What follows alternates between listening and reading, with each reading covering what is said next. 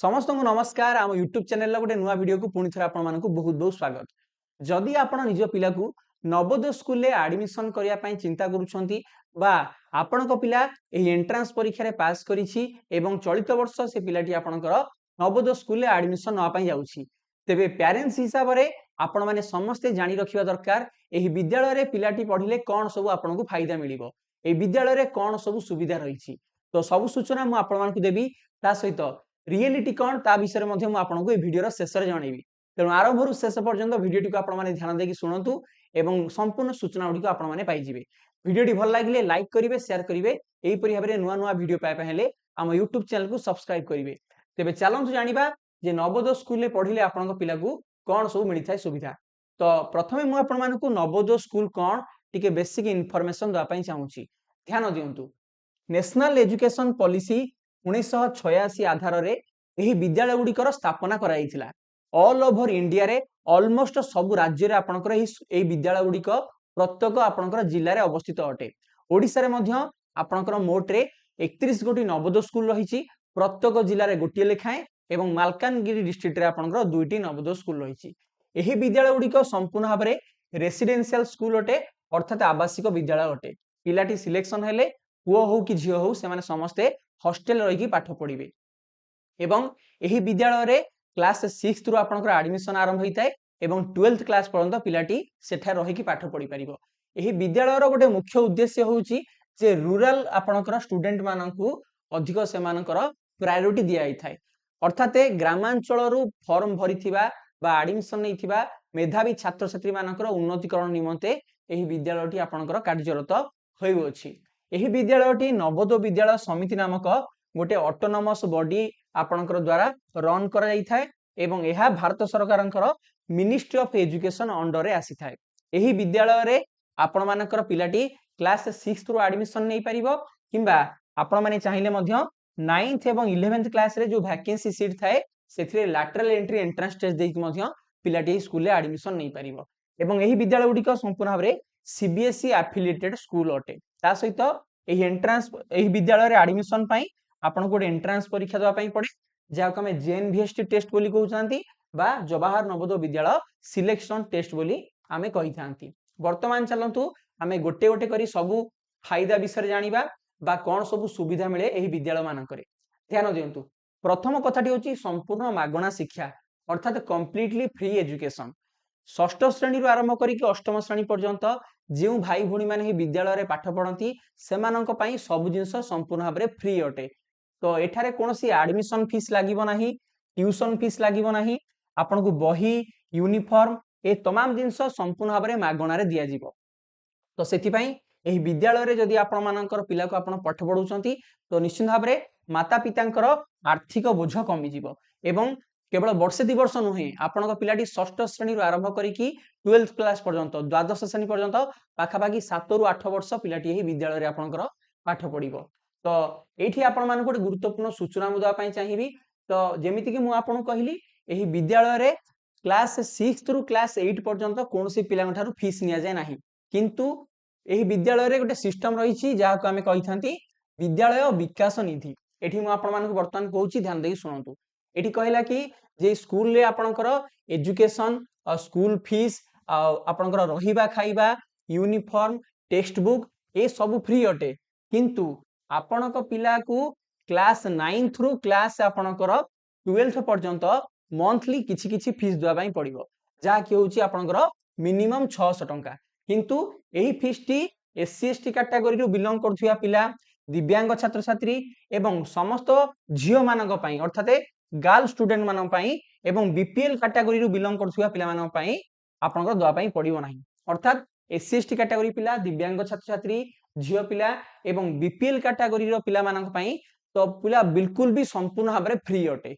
ए जो 600 आपनकर जो फीसटा को माने देबे ए कैटेगरी रे को छाड़ देला परे बाकी जे रहिले सेमान को आपनकर केवल 9th क्लास रु 12th क्लास पर्यंत मंथली आपनकर मिनिमम गोटे फीस दवा पई पड़े।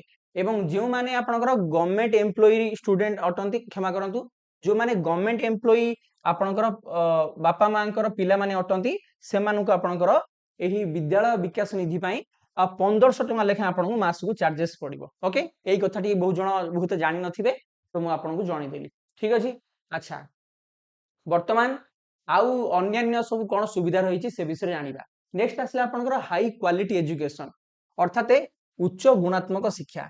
आपण माने निज पिला को एही स्कूल ले पाठ पढिया पई चाहुचंती कारण आपण माने पढिचंती बा जानिचंती बा सुनिचंती एही विद्यालय रे भलो पाठ पढा हुए। कारण एही स्कूल मानकर जो टीचर माने थांती से माने समस्त बहुत ही वेल क्वालिफाइड टीचर्स एवं सब्जेक्ट एक्सपर्ट टीचर्स अटंती।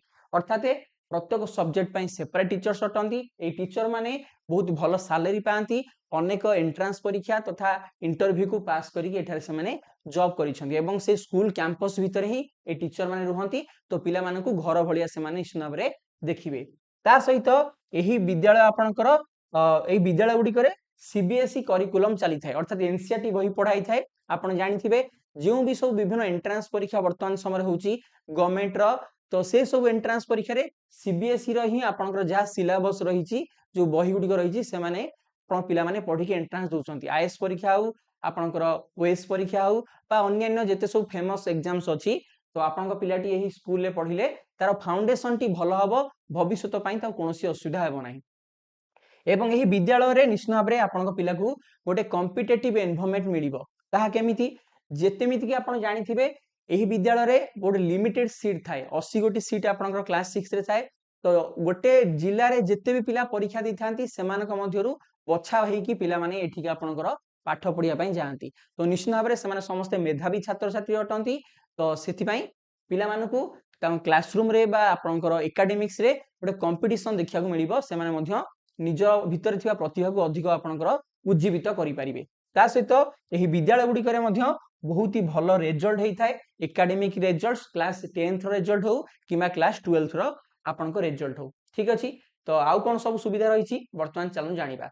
एठी आपनकर सबुठारु बड़ जो सुविधाटी पिला मानको मिले ता होछि फ्री अकोमोडेशन अर्थात रहिबा खाइबा संपूर्ण भाबरे आपनकर फ्री अटे।